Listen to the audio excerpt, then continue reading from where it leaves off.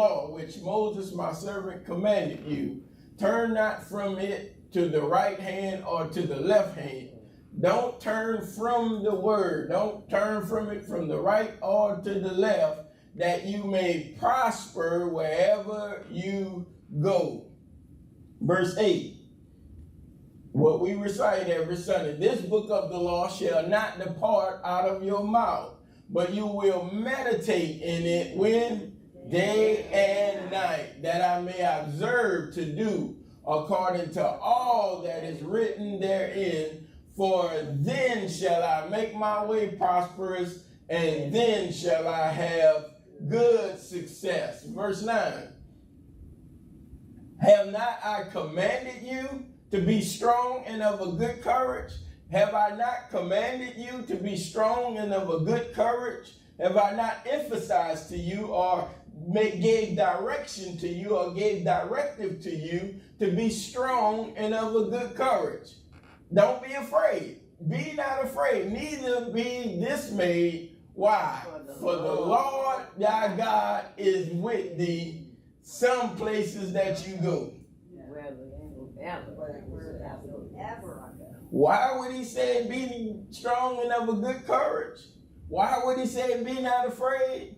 Why would he say neither be dismayed? Why would he say that? Because the Lord your God is with you wheresoever you go. This is kind of the hard part sometimes, because we get ourselves in places, and in places that we get in is difficult, and we feel like God is not with us in this place, and it don't look like I'm prospering in the place. How can I be going through a difficult season, a difficult time, a difficult circumstances, and God be with me?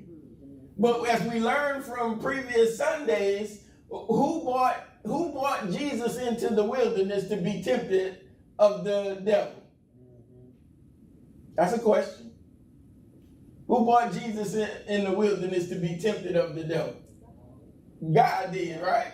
The Spirit of the Lord led him into the wilderness to be tempted. Abraham just got the promise of Isaac, and God told him, get yourself up into a mountain that I'm going to show you, and sacrifice your son, that the promise that I just gave you. Who told him to go out? It was God. Right? Oh, this might help us out a little bit in our studying. Who sent the devil to Job?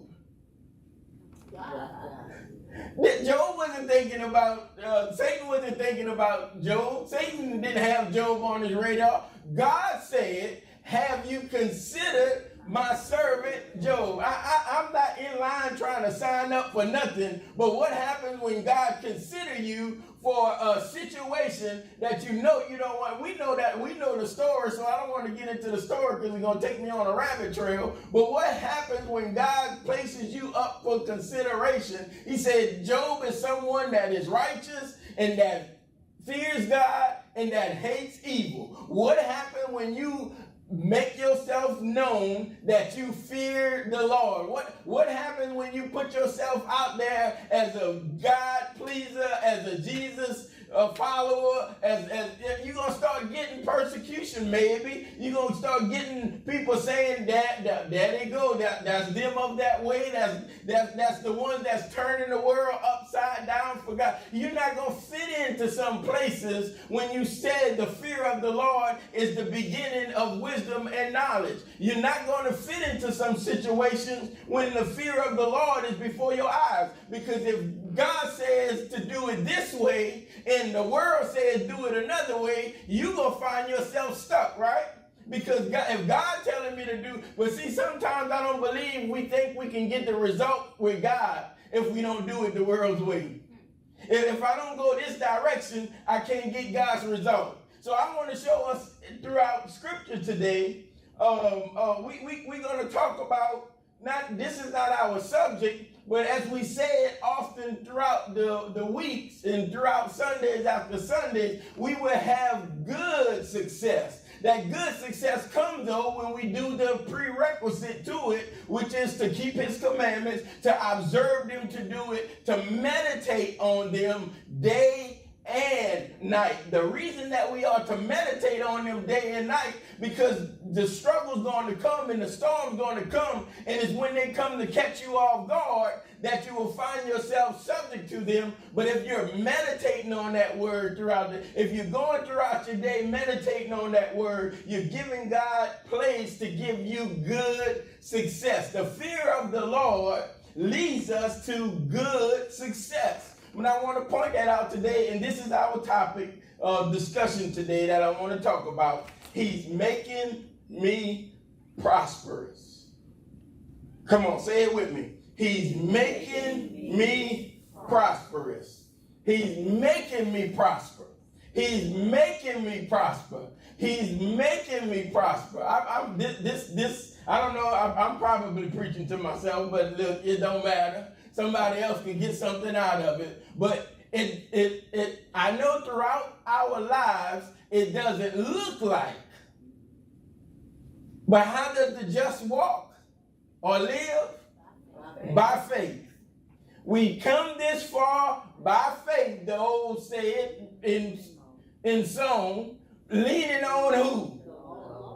Why am I leaning on the Lord? I'm leaning on the Lord because of what he said, because of what he promised. And so because I'm leaning on what he promised, he's promised that he's going to make my way prosperous. But if I lean on him and not to my own understanding, then eventually I'm going to walk into this prosperity that he's talking about. Now, I know online sometimes you got to give some shock value. So just for some shock value, I want to declare this day that I am a prosperity preacher. But y'all about to see what I'm talking about in a second here. Because not everybody is willing to be a prosperity preacher in regards to what I'm talking about. Because he says he's going to make your way prosperous. And most of the time, the thought process that we have behind prosperity is material things. It's money, it's status, it's success the world gives. But there is a success that God would give that's not the success that the world gives. See, you can't get, I'm going to just give you a little prelude to where we're going with this. You can have all the money in the world that you succeeded by, but that success can't get you healed. So if you need some healing in your body, if you need a disease that the doctor said this cannot be done through man's hands, then you can't get success in that regard, or you can't prosper in that regard.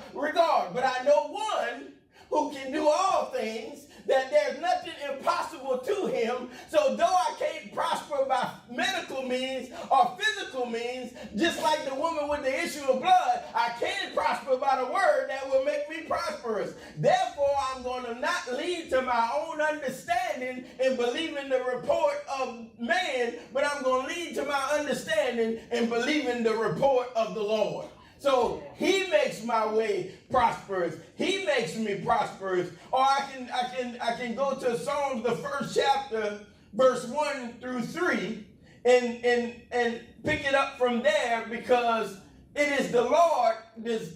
What I want to get to is the Lord that makes us prosperous. It's the Lord that blesses us in every area of our lives. If he says there is no lack to them that fear him, then he is blessing us in that regard. If he's our health, our strength, everything is of the Lord. So you have the person here that's seated. He's going through a situation where I got two options that I can lean on. And so the first option, he says, blessed is the man that walketh not in the counsel of the ungodly. So when we think of the counsel of the ungodly, we're thinking of words or wisdom or instructions that would be given maybe to do some ungodly things to get an ungodly result. So he says, don't walk in the counsel of the ungodly, nor stand in the way of sinners, nor sit in the seat of the scornful. So he's giving us three directives.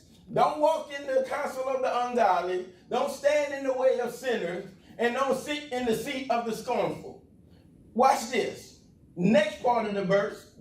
But his delight is in the His delight is in the word of the Lord. It's in the law of the Lord. It is what God says. Now, understanding this from a kingdom perspective, when the king says something, it's law. So therefore, we don't question it. We don't ask. We just follow it, right? And our delight is in whatever God says. So we discovered this from last week when he brought Israel into the promised land to see what was in their heart. He said he humbled them and caused them to hunger to see what was in their heart, whether they would obey his word or not. So in doing so, he says, man does not live by bread only, but by every word that proceeds out of the mouth of the Lord. How does man live? By every word that proceeds out of the mouth of the Lord. How is he making me prosperous? By every word that proceeds out of his mouth. No matter what somebody speaks against you, if he's speaking for you, you're going to prosper by the words that he's speaking in regards to you. See, this is the hardest thing for us to grab hold to. Stop operating based off of what someone is speaking against you and operate by what God is speaking for you. Let's take it a step further. Don't even operate by what you are speaking against yourself. Operate by what God is speaking to you. This is the other hardest one to perceive in this. Don't operate by how it looks. Operate by what he said. If he said he's going to deliver you, operate like he's going to deliver you. Watch this, y'all. We talked about last week about the sacrifice of thanksgiving. That's giving thanks when you don't feel like it. That's giving thanks before the situation happens, before he gives you the breakthrough. Before, if somebody asks you the question, what you think gonna happen, all you got to tell him what the word says. God is gonna deliver me. God is gonna bring me through. God is gonna make me prosperous in this situation. Well, you got this up against you. Well, you got that up against you. Well, this is not going for you. That is going for you. My response still got to be a sacrifice of thanksgiving. Lord, I thank you. Even when you open the refrigerator and nothing in it, Lord, I thank you. Why? Because there's coming a time where he's going to turn all things together for your good, but it's going to take some time to get you there. Will you still bless him in the time that it's taken for you to get to the next situation or the next season where God is going to show himself faithful? See, we don't want to be put on display when everything is not going well. We want to be put on display when you look blessed, right? When you feel blessed, when you can shout at that time. But it's shouting in the season where it seems like everything is falling apart. And let me tell y'all something, folks. When you get to a time to where everything's falling apart, you better be prepared to not. You might not have nobody to call on or nobody to look to. You better be prepared and ready to. You might just have to give thanks in your own time by your own self, because you be careful. This is just a little side disclaimer. Be careful of waiting for others to help you give thanks when you're going through. Because if you can't give thanks for it, it says, present yourself a living sacrifice, holy and acceptable unto God. Present yourself a living sacrifice, holy and acceptable unto God. Be not conformed to this world, but be ye transformed by renewing your mind. Oh, see, we get stuck because we, especially as pastors, as leaders, sometimes you get stuck trying to renew everybody else's mind and forget to renew your own mind. We trying to get everyone else moving forward. And see, Moses had this issue because Moses had the instruction of where God was taking him, but he lost sight of the mission because of the multitude. That's good right there. He lost sight of the mission because of the multitude. And because of the multitude, he ended up going to the top of the mountain and looking at it, but he never was able to walk through it. So let's be careful when God is trying to make our way prosperous, not to try to skip from a freshman to a senior.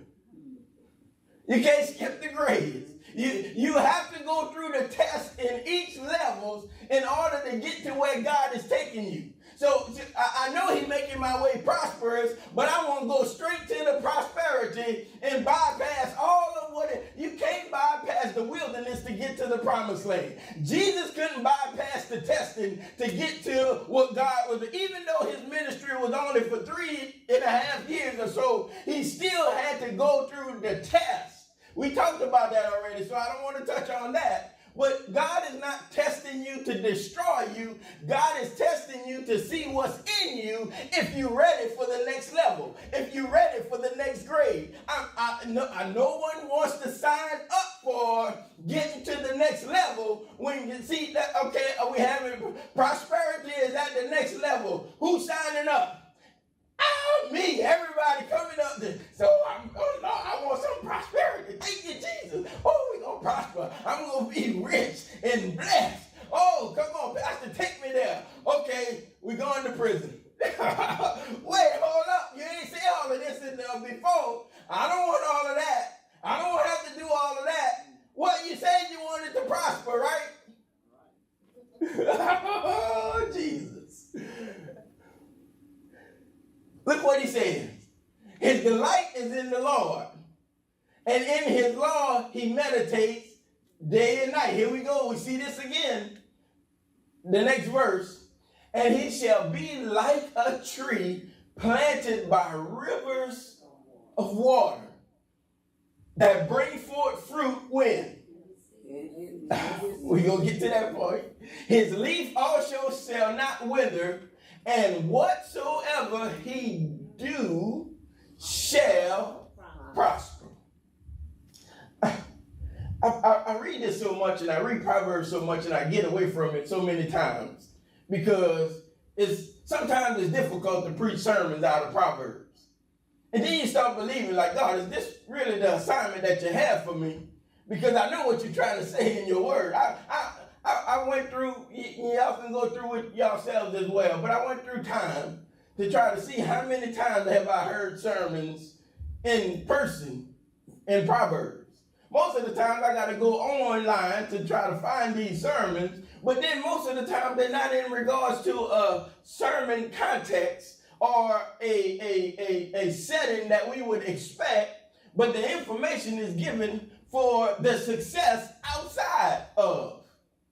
And so I'm amazed by that because my question became, if the world is using the word for good success, why is not the church Christian or the church using the word that will bring the same good success?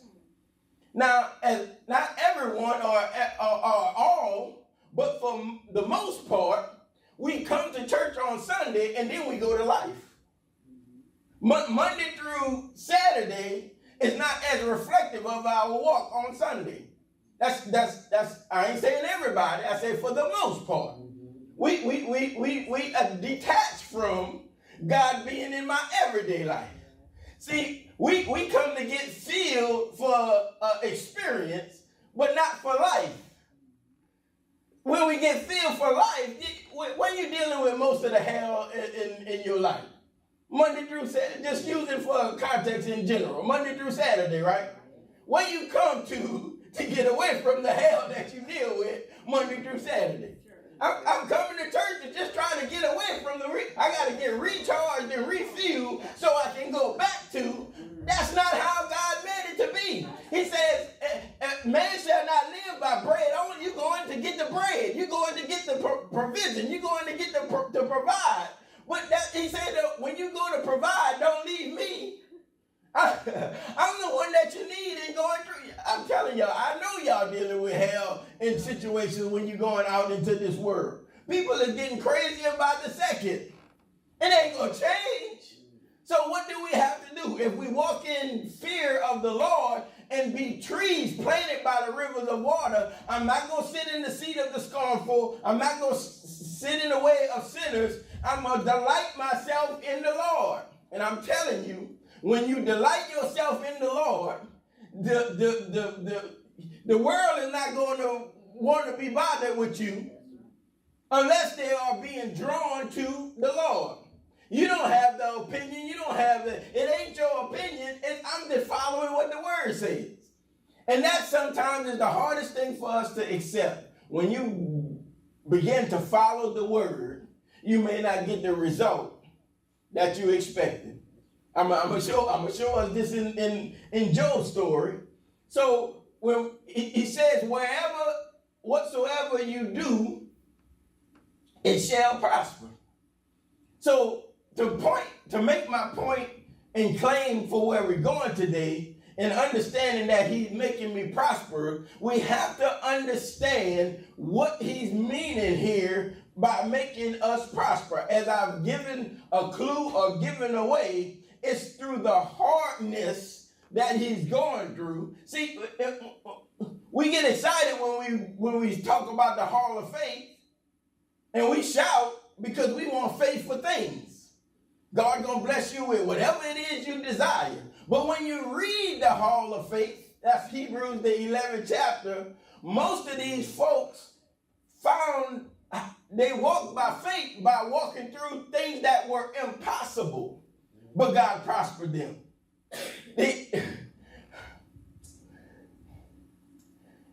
The king gives a decree that if you, I think it was praying, or I'm paraphrasing, if you pray or whatever Daniel was doing at the time, I believe it was praying 3 times a day. But at this certain time, you couldn't pray because of the law that was created, because of some evildoers who wanted to get Daniel in trouble.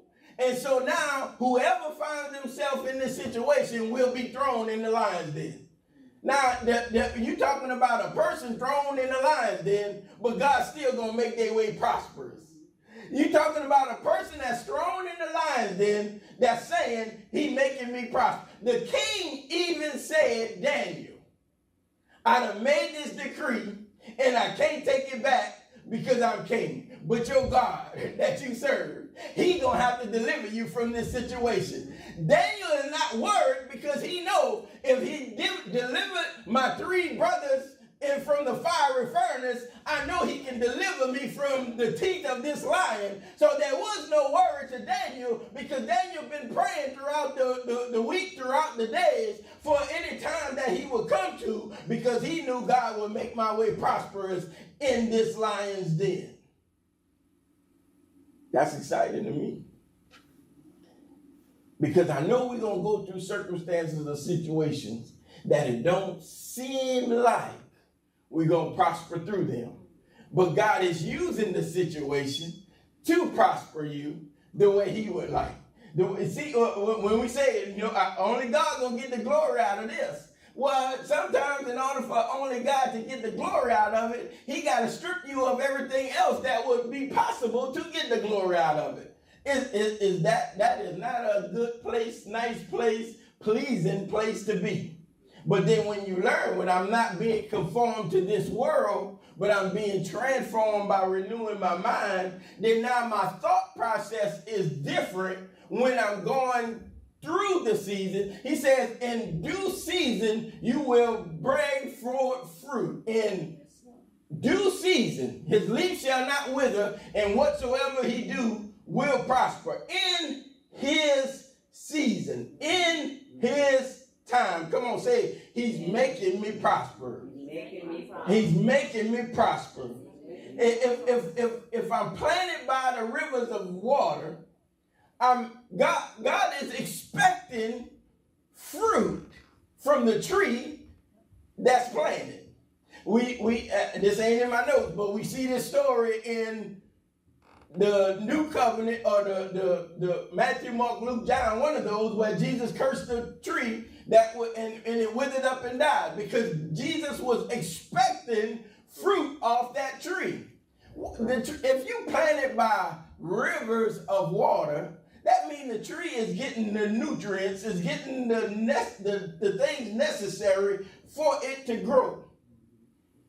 But where our mindset get misunderstood is, I'm in the wilderness. There's no water in the wilderness.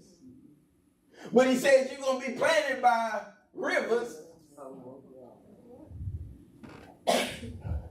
The Bible has so many symbols in it. He not out of who belly? Out of your belly shall flow. Okay, God, I know where I messed up. I know what happened. I was looking for natural water when you were referring to spiritual water. I don't have time to deal with this, but if you go to Genesis, the first chapter, when he put him in the garden, he made waters go about throughout the garden. I'm gonna give you the passage, but we're not gonna touch on this.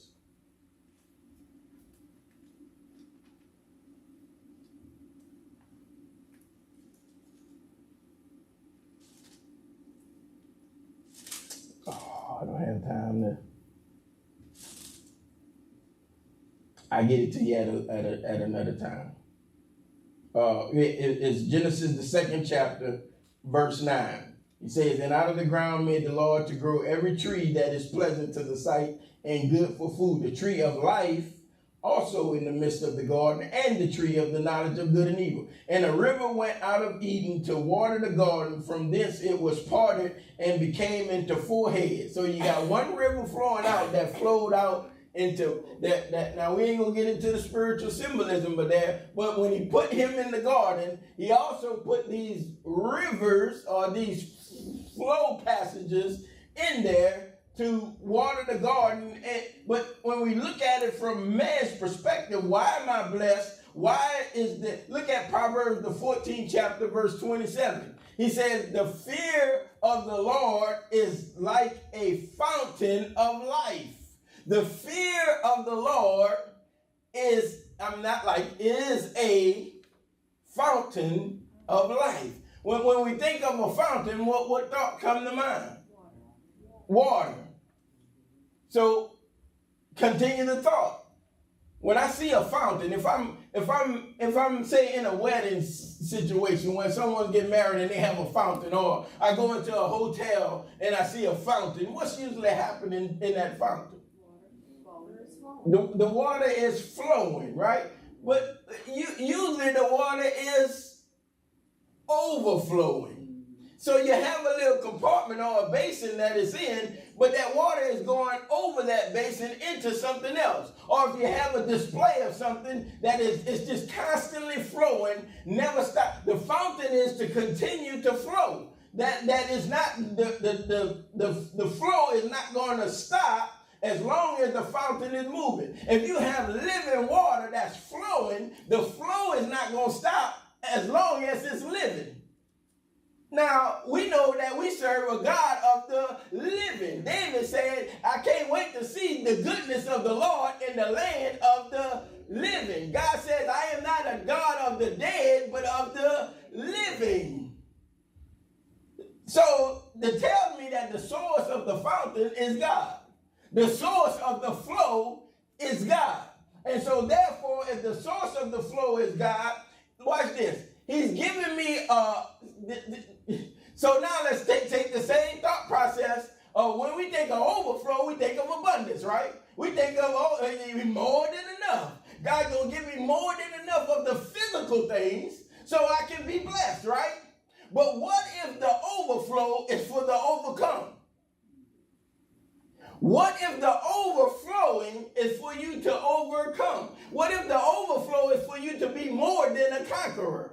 See, he's bringing them into the land, and they're still going to have to fight in the land. They're still going to have to take possession of it, but he's going to give them more than enough to overcome the situation so they can get the milk and honey. That's where we get lost sometimes, because we want the milk and honey, but I see giants in the land. I see walls in the land. I see things that's going to hinder me. Therefore, I would rather go to Egypt because of what I see that is giants. But if we look at the giant as God, look, he's giving me more than enough to overcome or overflow. That is why Caleb had a different spirit about him, because he didn't look at what he was seeing in the land. He looked at who his God was. And if he's going to give us overflow, then he must going to help us to overcome. Look what Joshua says this in Numbers, the 13th chapter, verse 31.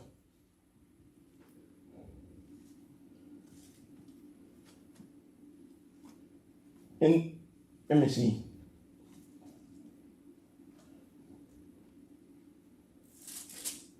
He says, Caleb stilled the people before Moses and said, let us go up at once and possess the land, for we are well able to overcome it.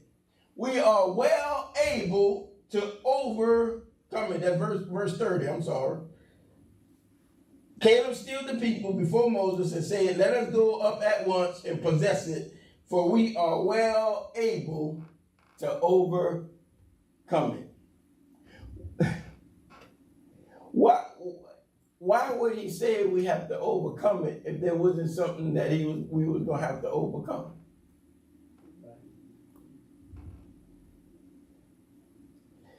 In most things that you promote, or in most things that we try to draw people, I guess, to in success, is all the good that's going to come with it, right? But then we forget about the work that's going to have to come as well.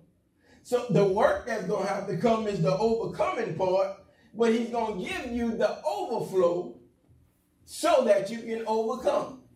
He's going to give you the power so you can get through. He's going to give you the strength, as it says in Isaiah, the 40th chapter, you will mount up on wings as eagles. You're going to exchange strength. So though where I'm weak is the same with Paul when he was given a thorn in his flesh, the messenger of Satan to buffet him. He asked God 3 times to remove it from him, and God said, my grace is sufficient. For when you are weak, then am I strong. So what's my understanding? And that is, when I'm feeling weak or at a weak point, I have to exchange strength. One way to do so is by giving thanks, a sacrifice of praise, by worshiping God in his name and giving glory to his name for who he is. That's having another spirit, or that's having a different mindset or viewpoint to it, that I know this is working together for my good. It doesn't look like it, but God is working on something. Even when I can't see what he's working on, I got to believe that he's working together for my good. So I'm not going to give in or give up in that situation. So I find myself going through, just as in Hebrews 11:6, he says that by faith it's impossible to please God without faith, for we must believe that he is, and that he rewards those that diligently seek him. And I was going to mess with y'all a little bit, but I ain't going to mess with y'all. I get in enough trouble messing with some of y'all seasoned folks. But to bring the point to bear, where God says that by faith it's impossible to please him, for we must believe that he is. So number one, Caleb and Joshua had to believe that God is, because I have to believe that God is in order for me to overcome. That's why I'm blessing his name. But then my action has to be moving forward in it, because he rewards those. So look, what God is trying to tell us is he wants to reward you in the going through. Sometimes we don't believe we should have the reward. We should only have the suffering. Sometimes we don't believe we should have the success. We should only have the suffering. They came out with their clothes not scorched from the fire. He came out of the lion's den not being bit one time by the lion. They came through the Red Sea on dry ground. The reward was the coming through. The reward was not being consumed by fire. So So why would I not expect God to do what he said he's going to do? If he said, what was one of the reasons why David went and killed Goliath? Number one, because they were speaking against the Lord. But number two, Saul said he's going to give him a place in his kingdom, a wife. Y'all know what that meant, right? That means if you bringing me into the family as an inheritor. So now I'm becoming a joint heir. A symbol of being a joint heir with Christ.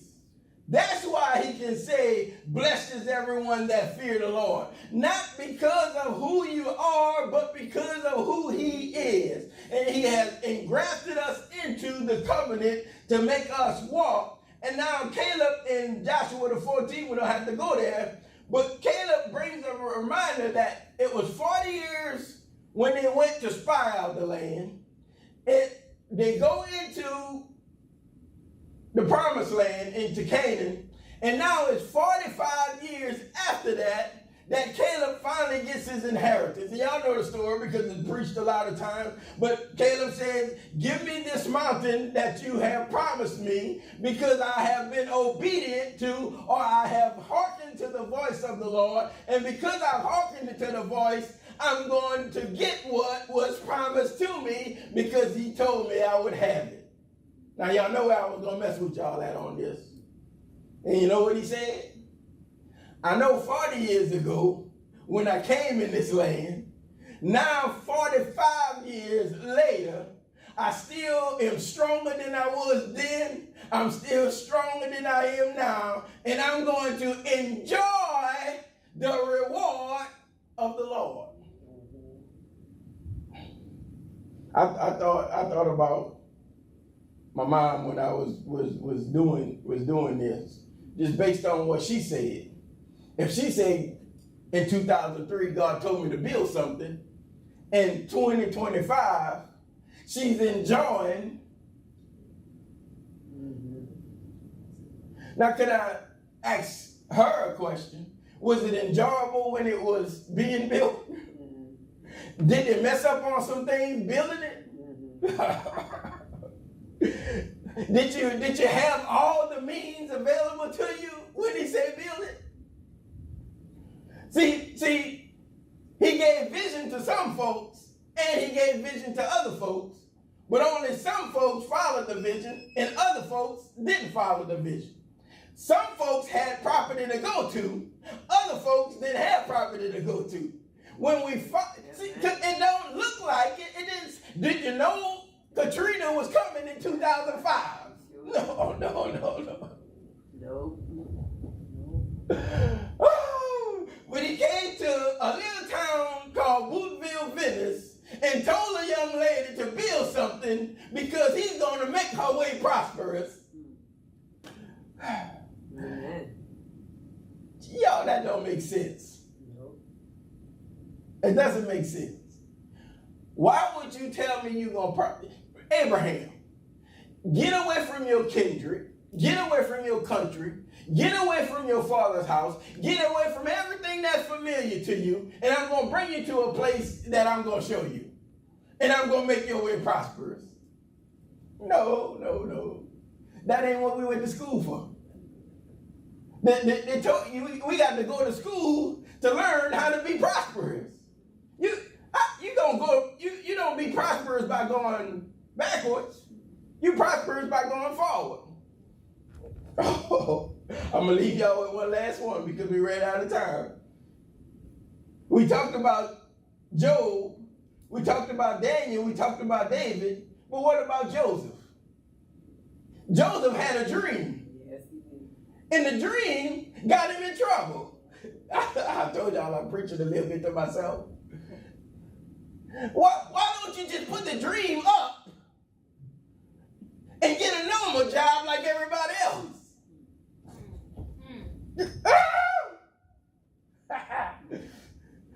I don't know why. But something in me is telling me he's trying to make my way prosperous. Now, if I go back to Egypt, I can't get the same prosperity. Oh, man. I was kind not afraid to say this because I know when I say something, usually that's when the enemy go to attacking me more. But I'm going to say it anyway because I need the attack. Because the attack is what's pushing you forward. It's the fire that's pushing you forward. It's when everything looks like, that's when God is looking like you got to walk with him a little while to be it. That's why the old folks could say he going to get us through this because he got them through some other stuff. That's right. You would get afraid a little bit because I don't know how I'm going to get through. I done been a freshman. I done been a sophomore, and now I'm going to a junior class. So I know what he did for me when I was a freshman, and I know what he did for me when I was a sophomore. I know what happened when I lost everything once, and if I lose it again, I know I still got the same Lord on my side. So God, what are you trying to do? Guess what he said? I'm trying to make your way. To leave my job and start a company, what you trying to do, Lord? I'm trying to make your way prosperous. This don't look like it. Girl, what you shouting for? You ought to be pulling your hair out. For what? I got a wig on. I don't need no hair. I'm shouting to the Lord. What you looking at, Cheryl? I see that wig.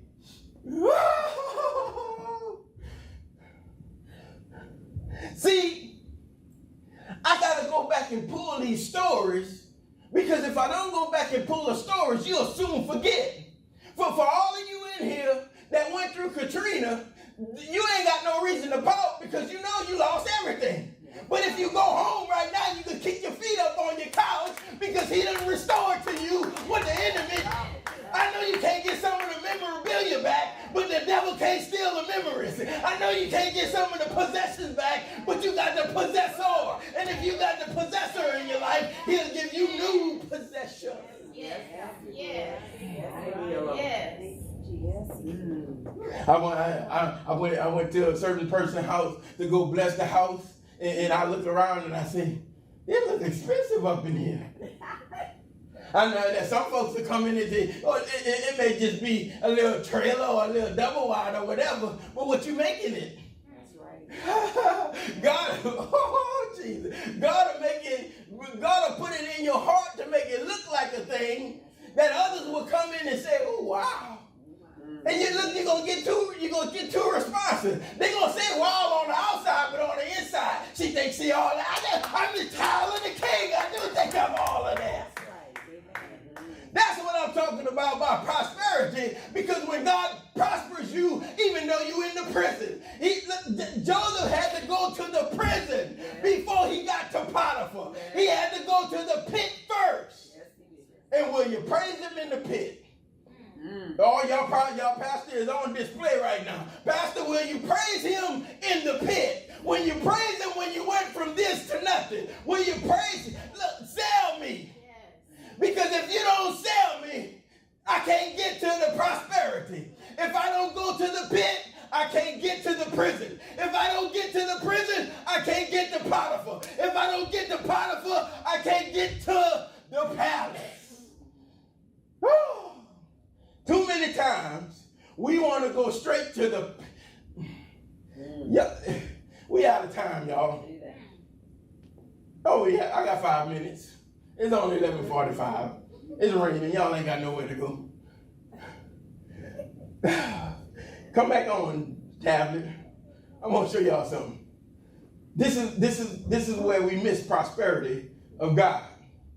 He brings him to the pit before he goes to Potiphar. Then Joseph is sold for some silver shekels or whatever the amount was.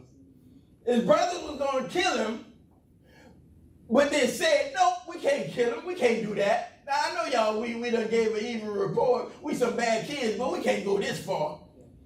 They go hide somewhere and they come back. Somebody done got him out the pit and done sold him into slavery and find himself at Potiphar's house. Well, look at Genesis the 39 in verse 2, I think it is. I should have got to this sooner.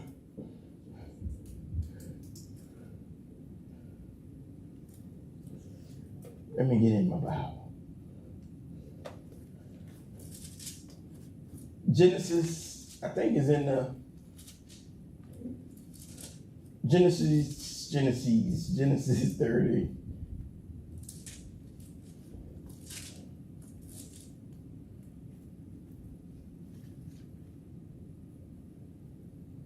Go to 31.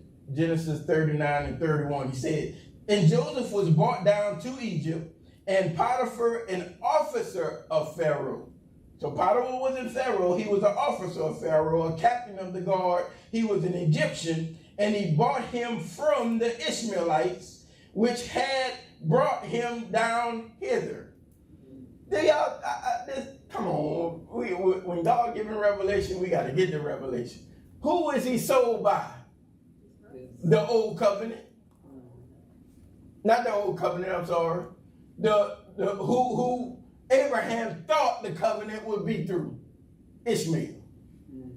But God said Ishmael is not the promise. Isaac will be the promise. Jacob or Joseph is of Isaac's offspring that was sold by the Ishmaelites. that we can't go there. That's gonna take us to a whole nother tangent. Oh, Jesus. Verse 2, he says, and the Lord was with Joseph. What's wrong, man? You can't find the verse. Verse 2, he says, and the Lord was with Joseph, and he was a prosperous man, and he was in the house of his master, the Egyptian. Joseph come out of the pit and to Potiphar, and Potiphar saw that he was a prosperous man and that the Lord was with him. Now, this man is just sold from a pit and sold into slavery, and God said he was prosperous. That ain't the end of the story. Now, Potiphar's no good wife put Joseph in a trick bag because she wanted to lie with him. But Joseph said, I ain't going to do that to God. He ain't said he ain't going to do that to Potiphar. He said, I'm not going to sin against God because God brought me here. Now watch this. Because of the lie, he finds himself in the prison. So he's went from the pit to the prison. And now look at the prison. We go to Genesis the 30th chapter, verse 20. 39, verse 20. Genesis 39, verse 20. And Joseph, master, took him and put him in the prison, a place where the king's prisoners were bound, and he was there in the prison. So I kind of thought with this story here, when it says where the king prisoners was bound, that might be federal prison. It ain't that bad. They got a little more luxuries in the king prison than going to a regular population. Verse 21.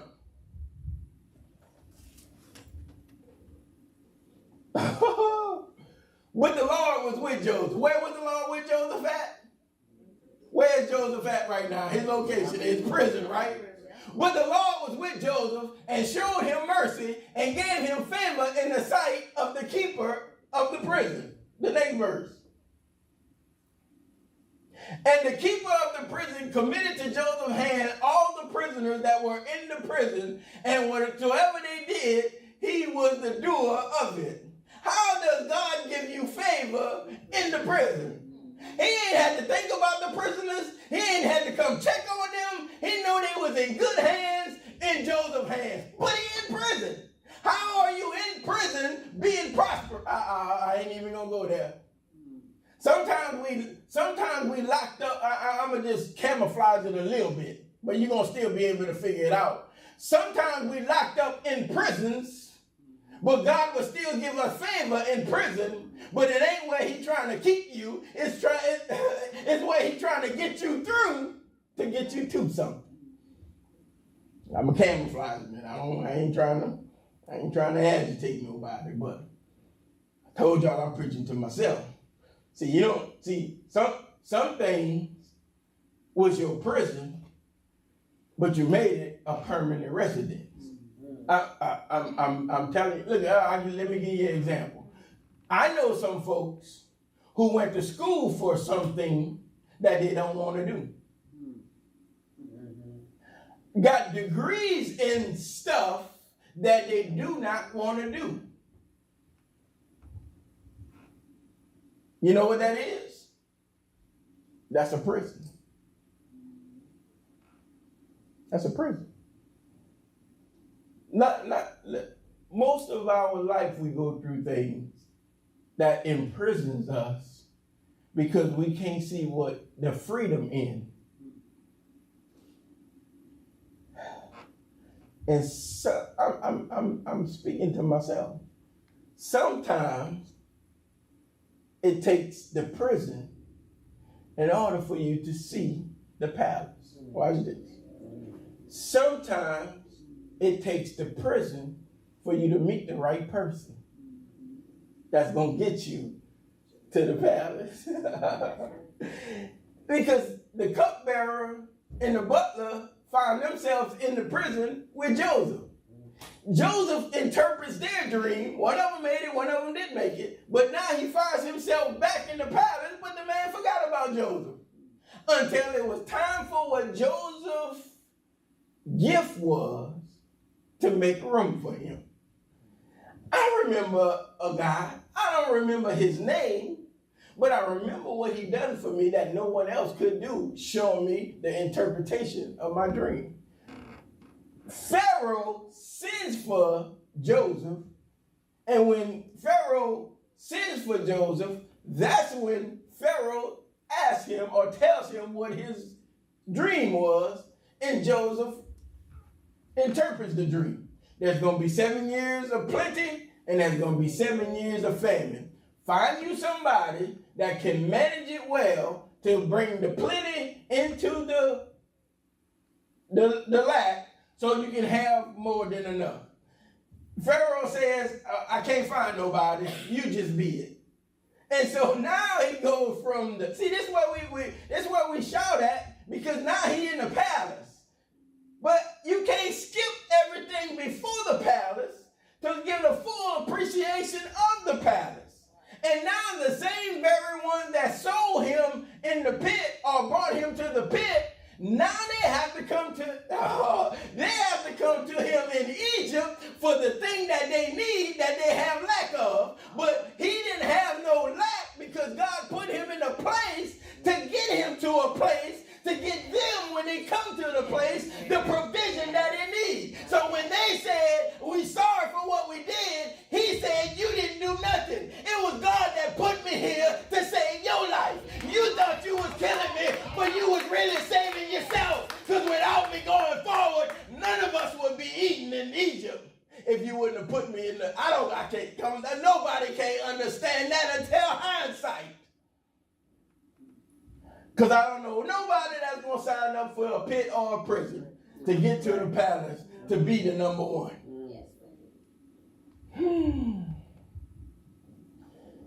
And Joseph said in verse 38,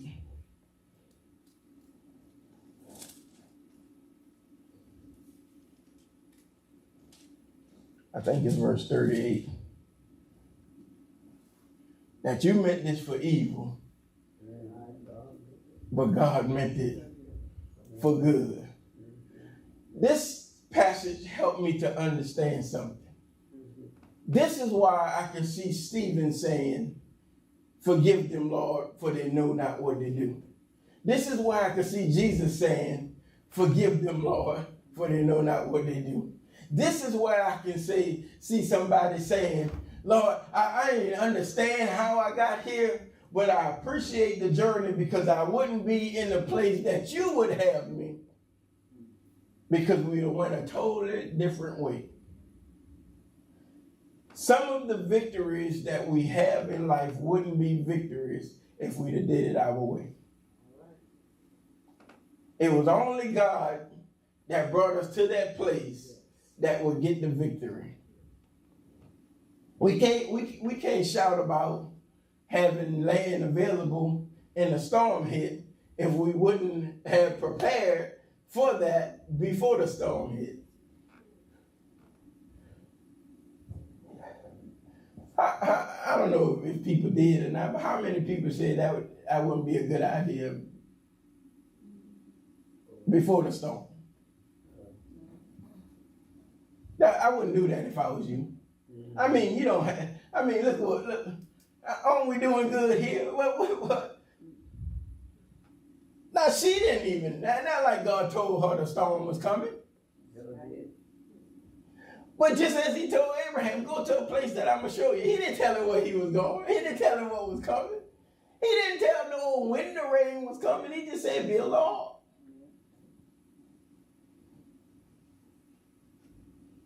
And it's something that I had to face a lot of my life that I didn't realize why I was facing it to come to this place today.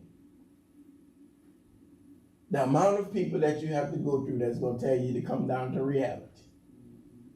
The amount of people you have to go through to say, I wouldn't do that if I was you. What if it won't work? What if it do work? How you gonna make it?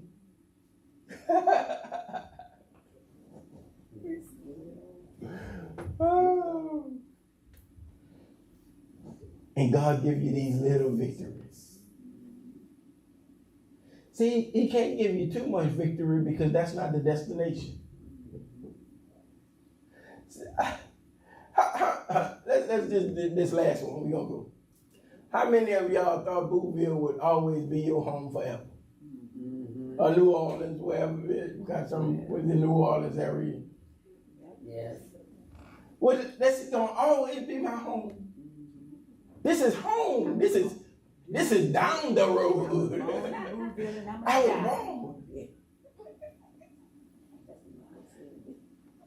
If God would have spoke to you in 1999 and said, I'm moving you to another place, God, please.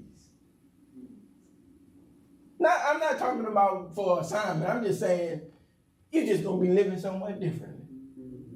You know what will begin to happen? You'll start looking in the newspaper for places away from where you're from and don't even know why you're looking at it. You'll go to looking at advertisements and don't know why you're looking at the advertisement. But in due season, you will reap if you faint not. Come on, we done.